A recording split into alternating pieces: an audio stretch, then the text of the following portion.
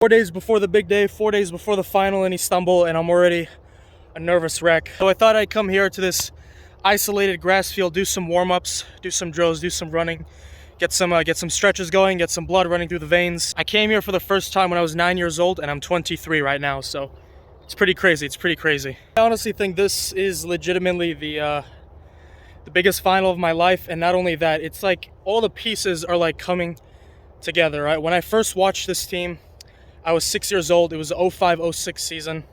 I remember seeing Michael Richards score a goal with his neon jersey against Aston Villa in the Cup. Fast forward 17 years later, and we are in the Champions League final, playing in Istanbul, playing in my home country. I'm wearing Julian Alvarez's jersey. My favorite player in history, Sergio Aguero, and this guy reminds me a lot of Julian Alvarez. İlkay Gündoğan, my uncle, my Turkish brother, I love him so much. He is one of the best big game players I think I've seen in the last 10 or so years. He is absolutely sensational. And you know, we're playing in Istanbul, we're playing in Turkey. My entire family's in Turkey. They're also playing Hakan Çalhanoğlu, who is a Turkish center attacking midfielder for Inter Milan.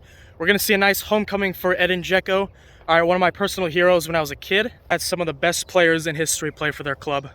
I think about Facchetti, the left back, one of the best left backs ever. I think of Miezo, one of the best strikers ever. Inter Milan have got so much quality. My favorite right back of all time is Javier Zanetti. All right, he was absolutely unplayable, incredible, versatile, modern, elegant right back. He was such a joy to watch. You know, I didn't even mention Cambiaso, Stankovic, Lothar Matthäus, Adriano, R9. So much quality. My favorite number in my entire life is the number 22. I was born on May 22nd, so that might have something to do with it.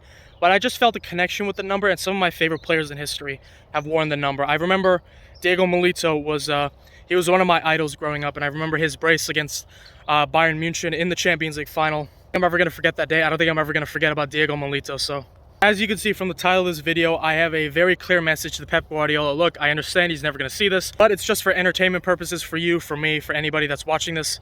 My message is this: trust the players that got you to this final. Champions League final lineup is set already. I don't think there are any exceptions except for one player, and I'm going to get into that very soon. When we played against Bayern Munich, when we played against Real Madrid, we had the same exact lineup for pretty much all 4 matches.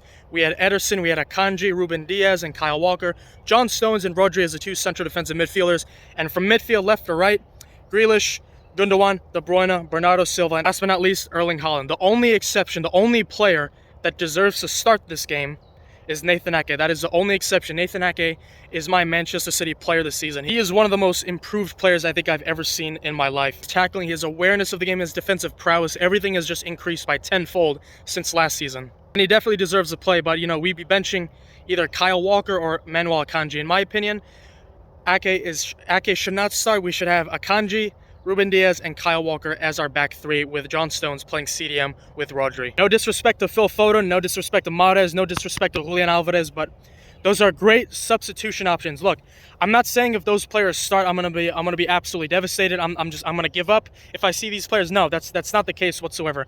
I'm just telling you that if it's not broke, don't fix it, right? If it's not broke, don't fix it. Trust the team that got you there. I've been watching this club for 17 years.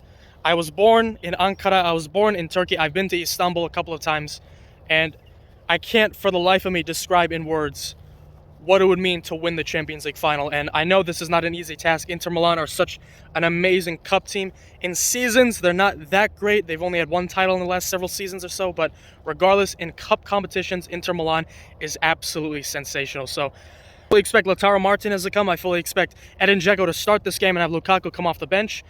We got to mark DeMarco. You know, Inter have got some fast players. I think we definitely need Kyle Walker's pace. Bottom line is Rodri has to start this game. If I look at the lineup one more time in a Champions League final, we've only ever had one, but regardless, if I see the lineup and there's no Rodri and Bernardo Silva is playing as a todocampista at left back, if I see John Stones playing center back, if I see Akanji playing right back, if I see Bernardo Silva in the midfield, if I see Kevin De Bruyne up top, if I see Phil Foden on the right, I'm not going to lose it, but I'm just going to question Pep Guardiola. Trust the team that got you there. That's all I'm saying. Trust the team that got you this far. Trust the team that's won you 2 trophies this season. The FA Cup, which we haven't won since 2019, and the Premier League for a third time in a row. The second team in history to make a 3-peat. So yeah, thank you all so much for watching. Guardiola, please trust the team that got you there. Enough said.